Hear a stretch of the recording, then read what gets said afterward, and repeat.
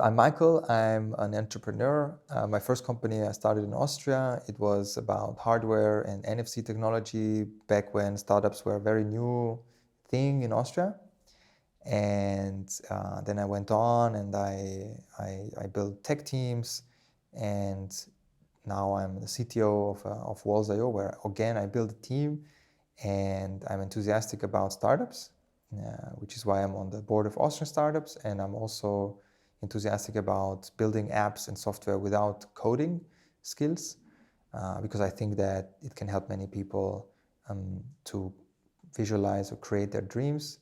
And yeah, that's why I created NoCode Vienna as a meetup and a movement. You can prototype an app in one day, yes, with the right tool. So I would recommend that you figure out which tool out there that allows you to click together an app exists that can fulfill your use case. Take it, build your first app with it quickly, even without developers. You can do it yourself. If you have developers, cool. Show them how it's like. Show them the app. Let them do it. It saves you a lot of time, and you can have the first version in just one day. Even depends on how complex it is, but you can, and then you can show it to people, to real users, and get the first feedback. Sure, it would not look super awesome, but that's not the point, right? As they say in the startup universe, if you're not embarrassed of your first version, you launch too late. Another tip is to not build any app, okay? So you take a design, for example, from InVision or Figma, those design tools, and you put it in something called Maze.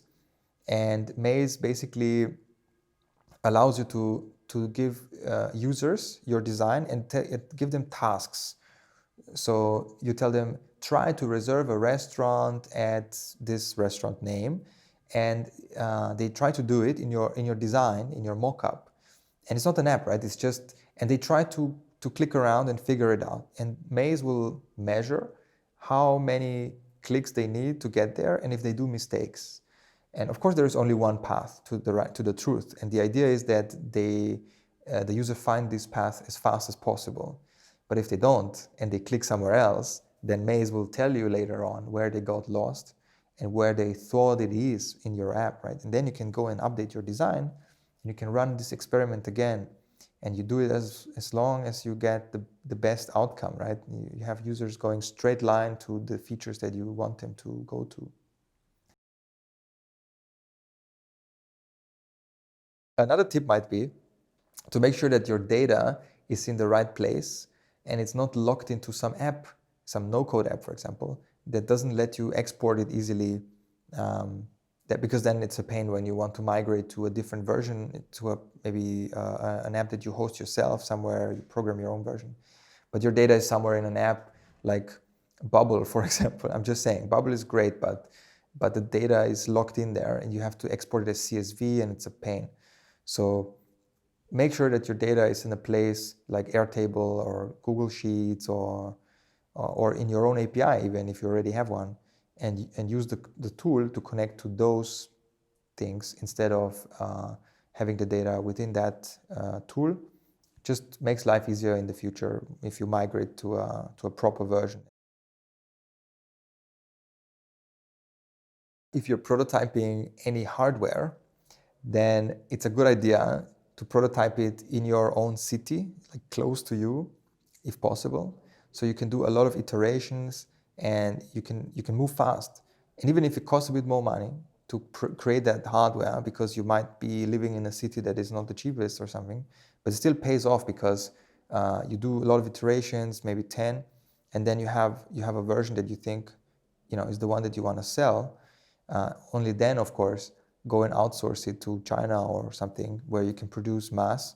And because China is good in copying stuff still, not only, but also you send the prototype there or a few versions, and they replicate it and produce 1,000, 2,000 pieces of it.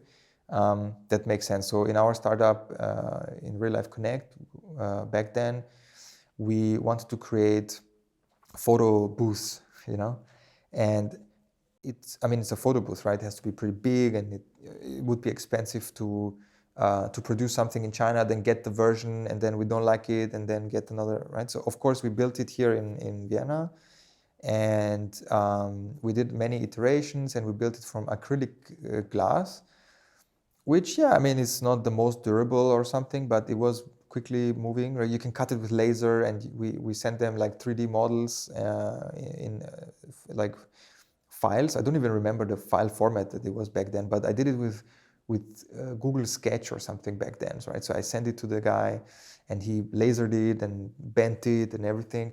And once we were super happy with the first version, we sent it to China, and the factory then proposed even some improvements, and they built 100 pieces of it. I remember the first time, and then they sent those pieces with the ship, which took a month to come to our office. But hey, it was much cheaper, and actually the quality was really good, and the improvements were also a good idea. So yeah, that's my tip. Basically, create it in your local vicinity, iterate on it, even if it's more expensive, and only then outsource it.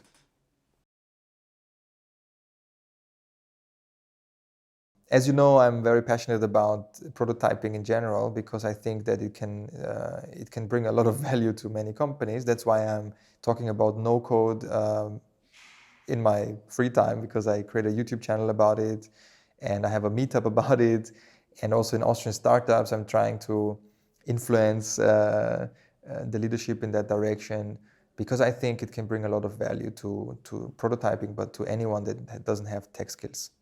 So yeah, of course, I'm happy if the audience checks out my YouTube channel about this topic, or comes to a meetup of mine.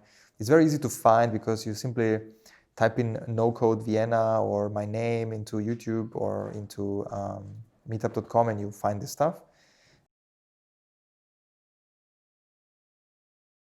Why prototyping is important? Well, it saves you a lot of time, and it focuses you on the thing that you want to really improve and bring value to.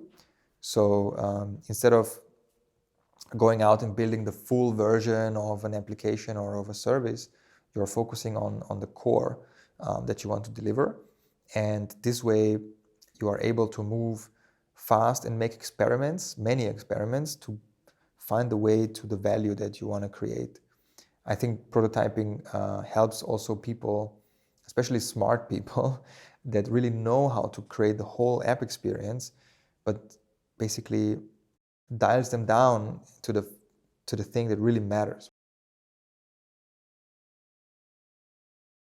Another tip is to focus on the essentials of your value proposition when you do prototypes. I know that sounds very basic, but think about it. Let's say you want to create this Tinder swipe experience, and you want to prove to your team or to yourself or to your investors that this experience with swiping left and right is something cool, something new, and will lead to people using the app more. That's what you want to prove. That's what you want to prototype. You don't want to prototype logging in or registration or password reset or things like that, or becoming friends or anything, because that's clear, right? It's not the thing you want to improve. You want to improve on the experience of content consumption, for example.